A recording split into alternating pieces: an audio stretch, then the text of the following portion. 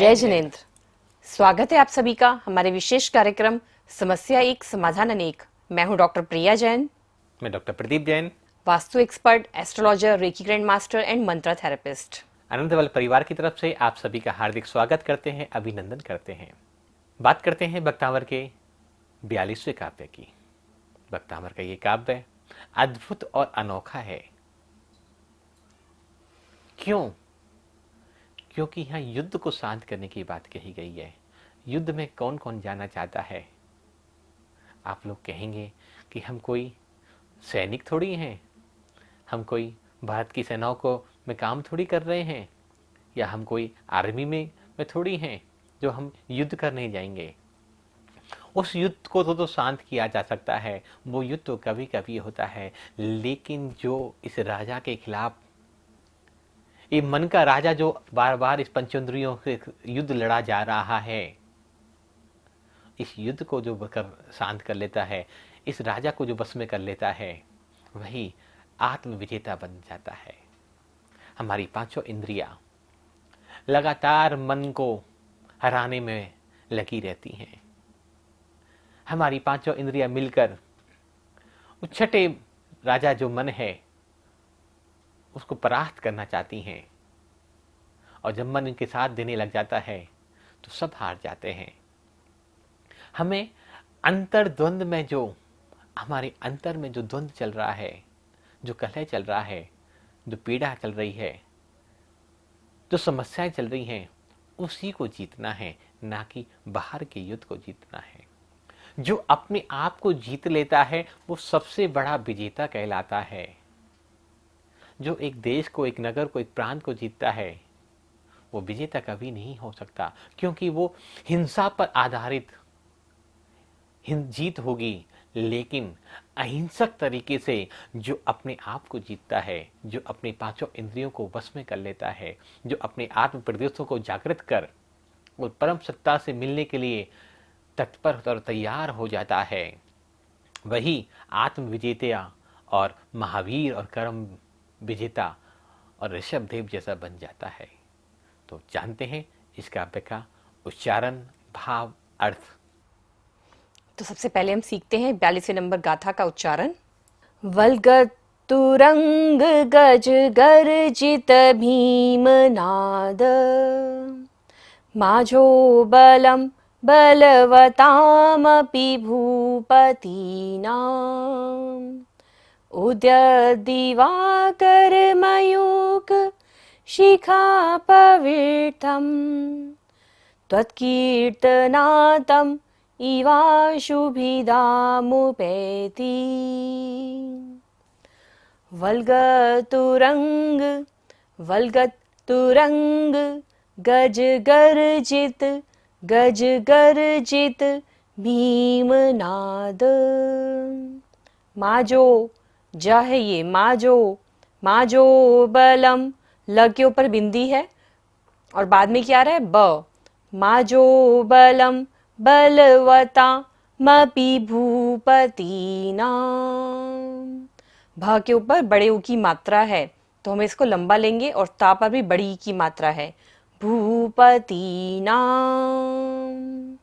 उद्यत दिवाकर मयूख, या के ऊपर बड़े ऊ की मात्रा है, मयूख शिखापविद्धम्, त्वत्कीर्तनातम् इवाशुभिदामुपेति। तो अब हम वर्ड टू वर्ड अर्थ समझते हैं। वल्गत तुरंग को हम संधि विच्छेद करेंगे। वल्गत मीन्स उछलते हुए, और तुरंग मीन्स क्या होता है, घोड़े, हॉर्स। गज गर्जित मीन्स हाथी की गर्जना। भीमनाद मीन्स भयंकर शब्द। माजो मीन्स युद्ध में। बलम शक्ति, सेना। बलवता मीन्स शक्तिवान को। मपी मीन्स भी। भूपति नाम राजाओं के। उद्यत मीन्स उगते हुए। दिवाकर मीन्स सूर्य, सन। मयूख शिखा किरणों का अग्रभाग। पविद्धम मीन्स बंधे हुए। त्वत मीन्स आपके। कीर्तनातम मीन्स यशोगान से। इवाशु को संधि विच्छेद करेंगे हम। इव मीन्स तरह, और आशु मीन्स शीघ्र, बिदा, बिदा मीन्स विनाश को, मुपैती मीन्स प्राप्त होती है। इस श्लोक के माध्यम से मानतोग महाराज के क्या भाव हैं? हे भगवन, जिस प्रकार सूर्य की किरणों से अंधकार नष्ट हो जाता है, उसी प्रकार आपका यशगान करने से, आपका कीर्तन करने से, आपका गुणानुवाद करने से युद्ध भी समाप्त हो जाता है, युद्ध का अंधकार भी समाप्त हो जाता है, युद्ध में सभी सेनाएं नष्ट हो जाती हैं, शांत हो जाती हैं। लेकिन आपका नाम लेने से युद्ध में विराम तो हो जाता है, सूर्य अस्त होने के बाद युद्ध में विराम हो जाता है, सूर्य के उदय का इंतजार किया जाता है। लेकिन आज तो कोई नियम ही नहीं है। रात में भी जो सेनाएं हैं, आर्मी में जो है वो आक्रमण करती हैं, आपस में लोग लड़ते रहते हैं। आजकल तो रात में भी सेनाएं ज्यादा घुसपैठ करती हैं, देश की सीमाओं में एंटर कर जाती हैं। लेकिन पुराने समय में क्या था, जो युद्ध होते थे उनके कुछ नियम होते थे, उनके कुछ कानून होते थे, और सभी उन कायदे कानूनों का पालन करते थे। अगर मान लीजिए विपक्ष की सेना, जो डॉक्टर है, हकीम है, वो शत्रु की सेना के लोगों का भी इलाज करते थे। युद्ध की चीज अलग है, लेकिन परस्पर परोपकार की भावना थी, मानवता की भावना थी, इंसानियत की भावना थी, दोनों सेनाओं में परस्पर रहती थी। लेकिन आज युद्ध के मायने ही बदल गए हैं, केवल हार और जीत के मायने रह गए हैं। आज मानवता और इंसानियत नहीं देखी जाती। हे भगवान, जिस युद्ध में बड़े बड़े हाथी राजा मौजूद हैं, ऐसे पराक्रमी सेना के जहां पर युद्ध चल रहा है, वहां पर यदि कोई आपका गुणानुवाद करता है, आपकी भक्ति करता है, आपके नाम रूपी कीर्तन का यशगान करता है, उसका युद्ध को, तो वहां का जो युद्ध चल रहा है उसका भी विराम हो जाता है। जो व्यक्ति आपका यशगान करता है वह शीघ्र ही विजय लक्ष्मी को प्राप्त करता है। ये भगवान की भक्ति का तत्कालिक चमत्कार है। युद्ध का भय हो जाता है, चंद्रमा की चांदनी की तरह आपकी यश कीर्ति युगांतर तक फैलती है। तो ऐसा इस काव्य का भाव है कि जो युद्ध है वो सिर्फ हमारे मनों में चल रहा है, आज जो चल रहा है, और वो युद्ध ने इतना विकराल रूप ले लिया है कि उसके कारण हम आपस में बैठना भी पसंद नहीं करते, आपस में बातचीत करना तो दूर की बात। तो हमें इस काव्य के माध्यम से हमारे मन में जो युद्ध चल रहा है उसको हम शांत कर सकते हैं। ठीक है, आज हमें भारत की सेनाओं को के साथ जाकर युद्ध नहीं करना है, हमें सीमाओं पर नहीं जाना है, लेकिन जो हमारे घर की सीमा है, जो हमारे घर का एटमॉस्फेयर है, वो इतना अच्छा होना चाहिए, वो इतना पवित्र होना चाहिए कि जो घर में लोग रह रहे हैं उनके मन में किसी भी तरह का युद्ध ना हो, द्वंद्व ना चल रहा हो किसी के प्रति। उन सबके मन में आपस में एक दूसरे के प्रति प्रेम की भावना हो, सत्कार की भावना हो, अच्छा हो, सबका मंगल हो, यही भावना उनके मन में होनी चाहिए। यदि आप में से भी किसी के घर में इस तरह की कोई दिक्कत चल रही है, परेशानी चल रही है, तो आप सभी लोग 42वें नंबर काव्य का पठन पाठन करें, चैंटिंग करें सुबह ब्रह्म मुहूर्त में 4 बजे उठकर। ब्रह्म मुहूर्त की बेला में जो भी कार्य किया जाता है उसका फल हमें बहुत ही अच्छा मिलता है, और हमारे जो भी कर्म होते हैं उनकी निर्जरा होती है। भक्तामृत स्तोत्र का यह विशेष काव्य सिर्फ युद्धों को ही नहीं रोकता, बल्कि हमारे जीवन में आने वाली हर परेशानियों का निदान और निराकरण करता है। सबसे महत्वपूर्ण है, इस काव्य की साधना करनी हो तो भक्तामृत स्तोत्र का यंत्र घर के, ऑफिस के, मंदिर में स्थापित करें। इन यंत्रों की जो वर्गनाएं हैं, इन यंत्रों में जो ज्यामिति आकार हैं, कहीं त्रिकोण बना हुआ है, कहीं चतुर्भुज बना हुआ है, कहीं समभुज बना हुआ है, कहीं गोल सर्कल बना हुआ है, कहीं आड़ी और तिरछी रेखाएं हैं। ये सिर्फ रेखाएं नहीं हैं, ये सिर्फ आकृतियां नहीं हैं, ये आकृतियां जीवन की प्रकाष्ठा की अवस्थाएं हैं जो हमें निरंतर ऊपर उठाती रहती हैं। इसमें भावनाएं हैं, इसमें आकृतियां हैं, इसमें श्लोक हैं, इसमें रिद्धि जाप हैं, इसमें मंत्र जाप हैं। इसमें पूरा जो डायमेंशन है वो हमारे पूरे आवा मंडल को बदल के रख देता है, हमारे घर के पूरे आवा मंडल को बदल के रख देता है। उपयोग में लाने का तरीका इसका बहुत आसान है। यंत्र को मंदिर जी में शुद्ध करा लीजिए, अभिषेक शांति धारा आदि करा लीजिए। घर में प्रासुक जल के माध्यम से छान कर प्रासुक करने के पश्चात पूरे भक्तामृत का पाठ करते हुए इस पर थोड़ा थोड़ा जल डाल सकते हैं, या एक विशेष काव्य का जब आप पाठ कर रहे हैं, वो 1 नंबर से लेकर 48 नंबर तक कोई भी काव्य हो सकता है, उस काव्य का जो मंत्र है उस मंत्र को कम से कम 9 बार पढ़ते हुए इस यंत्र का अभिषेक कर सकते हैं। भक्तामृत की इस पुस्तक में, भक्ति आधारित चिकित्सा, इस पुस्तक में हमने पूरी जानकारी यंत्र को स्थापित कैसे किया जाए, यंत्र को परिमार्जन कैसे किया जाए, यंत्र का अभिषेक कैसे किया जाए, यंत्र की शांति धारा कैसे की जाए, यंत्र को प्रतिष्ठित कैसे किया जाए, यंत्र को चार्ज कैसे किया जाए, यंत्र को विराजमान कैसे किया जाए, यंत्र की पूजा कैसे की जाए, ऐसा कोई भी सब्जेक्ट, ऐसा कोई भी विषय वस्तु हमने नहीं छोड़ी जो इस किताब में हमने यंत्र और भक्तामृत से जुड़ी हुई नहीं हो। सिर्फ आपको दो चीज़ों का उपयोग करना है, एक किताब का और एक यंत्र का। बाकी तो भावनाएं हैं, भक्ति है, वो तो किसी साधनों की मोहताज नहीं है। लेकिन सही भावनाओं के साथ, सही विधि के साथ अगर कोई भी कार्य किया जाता है तो हमारा कार्य शीघ्र सफल हो जाता है। इसको ऐसे समझ सकते हैं, यंत्र क्या है? यंत्र एक इंस्ट्रूमेंट है। जैसे आप अभी टीवी देख रहे हैं, टीवी क्या है? हम दिल्ली में रहते हैं, आप देश के भिन्न भिन्न शहरों में रहते होंगे, लेकिन इन यंत्रों को उपयोग कर कर, वो टीवी के माध्यम से हो सकता है, वो मोबाइल फ़ोन के माध्यम से हो सकता है, वो कंप्यूटर के माध्यम से होता है, वो लैपटॉप के माध्यम से हो सकता है। आपने उन विभिन्न विभिन्न तरह के यंत्रों को उपयोग करना सीखा, परचेज किया, खरीदा, तो आप दूर बैठकर भी आप हमें देख पा रहे हैं और अन्य अन्य प्रोग्राम भी देख सकते हैं। आप एक मोबाइल के छोटा सा इंस्ट्रूमेंट है। अब कोई व्यक्ति 1000 किलोमीटर दूर है, 10,000 किलोमीटर दूर है, 5000 किलोमीटर दूर है, कोई फर्क नहीं पड़ता। आप वीडियो कॉलिंग कर कर भी आप उस व्यक्ति को उस दूरस्थ उपचार यंत्र के माध्यम से, दूरस्थ यंत्र के माध्यम से भी बात कर सकते हैं, देख भी सकते हैं।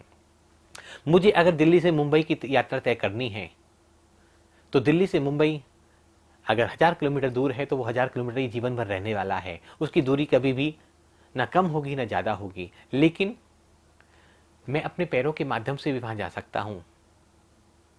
मुझे शायद 1 महीना लग जाएगा वहाँ पहुँचते पहुँचते, और रास्ते की जो परेशानियाँ हैं, दुख हैं, जो समस्या हैं, वो भी मुझे भोगने पड़ेंगे। अगर मैं किसी एक यंत्र का उपयोग करता हूँ, वो यंत्र एक कार के रूप में हो सकता है, वो यंत्र एक बस के रूप में हो सकता है, वो यंत्र एक रेल के रूप में हो सकता है, तो मेरा सफ़र आसान हो जाएगा। मैं 24 घंटे में, 48 घंटे में आसानी से पहुँच सकता हूँ। अगर मैंने एक और बड़े यंत्र को यूज किया, मैंने एक वायुयान, जिसको एरोप्लेन सभी बोलते हैं, मैं कि हवाई जहाज के माध्यम से अगर दिल्ली से मुंबई की यात्रा करता हूं, तो मैंने पहले कहा कि दिल्ली से मुंबई की दूरी कभी भी कम और ज़्यादा होने वाली नहीं है, लेकिन मैंने एक यंत्र का उपयोग किया, यंत्र के सुख सुविधा के साधनों का उपयोग किया, अपनी चंचला लक्ष्मी का सदुपयोग किया, तो मेरी दिल्ली से मुंबई की यात्रा 1 घंटे में पूर्ण हो जाएगी। मेरा समय भी बचेगा, मुझे शारीरिक सुख भी प्राप्त होगा, और मैं आसानी से कंफर्टेबल, बहुत रिलैक्स मूड में, जैसे घर में बैठा बैठा एक तरह से दिल्ली से मुंबई की यात्रा पूरी कर लूँगा। तो यंत्र भी वही काम करते हैं। मंत्र जाप आपकी भावनाओं पे काम करते हैं, आपके इमोशंस पे काम करते हैं, लेकिन जब हम यंत्र को यूज करते हैं तो 3 डायमेंशन, 3 तरह से आपका काम हो रहा है। इसकी ज्यामिति आकार, आपकी भावनाएं, आपका विश्वास, आपकी श्रद्धा और यंत्र की अपनी ऊर्जाएं एक साथ जब सब मिल जाती हैं तो आप एरोप्लेन की तरह काम जाते हैं, एरोप्लेन की तरह अपने गंतव्य, अपने मंजिल तक पहुंच जाते हैं। कोई भी यंत्रों का उपयोग कर सकता है। शयन कक्ष में, बेडरूम में यंत्रों को नहीं रखना चाहिए, ये हमें ध्यान रखें। बाथरूम आदि, टॉयलेट में यंत्रों को नहीं रखना चाहिए, सभी विवेकवान हैं। जहां व्यवस्था है महिलाओं को अभिषेक करने की, वहां महिलाएं अभिषेक कर सकती हैं। उत्तर भारत में लगभग महिलाओं को अभिषेक की अनुमति नहीं दी गई है, तो वहां पुरुष ही अभिषेक करें। जिन घरों में या जिन आमनामों में पंचामृत अभिषेक होता है यंत्रों का और प्रतिमाओं का, वो पंचामृत अभिषेक कर सकते हैं। नहीं तो सबसे सर्वोत्तम माना क्या है, शुद्ध जल से उबाल कर, ठंडा कर कर यंत्र का अभिषेक करें और उस जल को अपने मस्तक पर, अपनी आंखों पर, अपने आज्ञा चक्र पर, अपने थ्रोट चक्र पर और अपने नाभिक पर लगाएं। अपने भी लगा सकते हैं और अपने परिवार के सभी सदस्यों को भी लगा सकते हैं। तो बहुत आसान तरीका है यंत्र को उपयोग में लाने का, लेकिन जितना आसान तरीका ये उपयोग में लाने का है, उतने ही ज़्यादा फायदे, उतने ही ज़्यादा बेनिफिट्स इस यंत्रों के माध्यम से हमें मिल जाते हैं। तो सभी यंत्रों का सदुपयोग करें, लेकिन ध्यान रखें, महिलाएं विशेषकर अशुद्धि की अवस्था में कभी भी यंत्रों का स्पर्श ना करें, यंत्रों को छुएं नहीं और यंत्रों का अभिषेक आदि क्रियाएं बिल्कुल ना करें। ये विवेक हमें ध्यान में रखना चाहिए। तो भक्तामर का ये काव्य अंतर्द्वंद में छिपे हुए शत्रुओं को शांत कर हमारे जीवन में सुख शांति समृद्धि पैदा करता है। और ऐसे ही अंतर्द्वंद के इन राग विषय विकारों को शांत करना चाहते हैं, अपने आप को जीतना चाहते हैं, अपने जीवन को बदलना चाहते हैं, अपने जीवन के मास्टर बनना चाहते हैं, तो आने वाली 5 तारीख से 10 तारीख के बीच में जो हमारा रेकी भक्तामर हीलिंग और न्यूमरिक कोर्स का जो कोर्स है, आप इसको ज्वाइन कर सकते हैं। नए विषयों की जानकारी, जीवन को नई तरीके से समझना, नई तरीके से जानना और आगे बढ़ना, ये सब कुछ आपको सिखाया जाएगा। आपको अपने जीवन को कैसे बदलना है, जीवन का कैसे सही चीज का कैसे चुनाव करना है, ये सब चीजें भी आपको इस कोर्स में सिखाई जाएंगी। और अधिक जानकारी के लिए आप हमारी वेबसाइट www.bhaktamarmantrahealing.com पर विजिट कर सकते हैं और हमारा यूट्यूब चैनल है भक्तांबर मंत्रा हीलिंग, और दिए हुए नंबर पर आप हमें व्हाट्सएप भी कर सकते हैं अपनी कोर्स के रिगार्डिंग, यदि आपकी कोई क्वेरी हो उसके लिए भी। आपने बहुत प्रेम और शांति से सुना, इसके लिए आपका बहुत बहुत धन्यवाद। कल मिलते हैं इसी समय, तब तक के लिए जय जिनेंद्र, जय जिनेंद्र, जय जिनेंद्र।